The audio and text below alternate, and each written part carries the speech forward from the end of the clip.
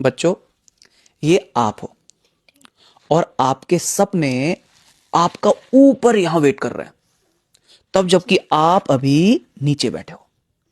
अब आपका सपना क्या हो सकता है? स्कूल एग्जाम में अच्छे मार्क्स लेके आना, किसी कंपटीशन को जीतना, या फिर करियर में कुछ अच्छा बनना, कोई गेम को जीतना, है ना? लेकिन उसके लिए आपको ना डेली एफर्ट्स लगाने पड़ते हैं।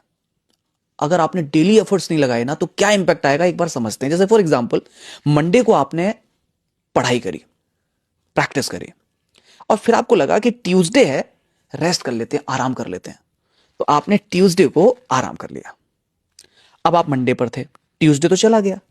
अब आप मुझे बताओ, वेडनेसडे तक पहुंचने में आपको मेहनत ज्यादा लगेगी ना? थोड़ा मुश्किल लग रहा है ना पहुंचना यहां पर। फिर आपको लगा कि नहीं नहीं, एक काम करते हैं, वेडनेसडे को भी रेस्ट कर लेते हैं। तो जैसे ही आपने वेडनेसडे को भी रेस्ट कर लिया, ये लीजिए रेस्ट हो गया। अब आप मुझे बताइए, आप जब यहां हो, अब ऊपर पहुंचना आपके लिए मुश्किल हो गया या नहीं हुआ मुश्किल? तो सोचो, अगर आपने और भी पढ़ाई नहीं करी, आपने और भी प्रैक्टिस नहीं करी, एक और दिन वेस्ट कर लिया, अब आप मुझे बताओ, यहां से यहां तक पहुंचना ऑलमोस्ट इम्पॉसिबल है या नहीं है? इसका मतलब क्या हुआ?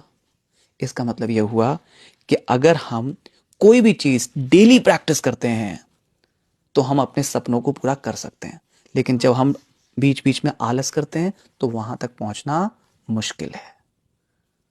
Got it? तो क्या सीखा आपने? कि हमें डेली प्रैक्टिस करनी है। यस, कि हमें डेली प्रैक्टिस करनी है, डेली पढ़ाई करनी है।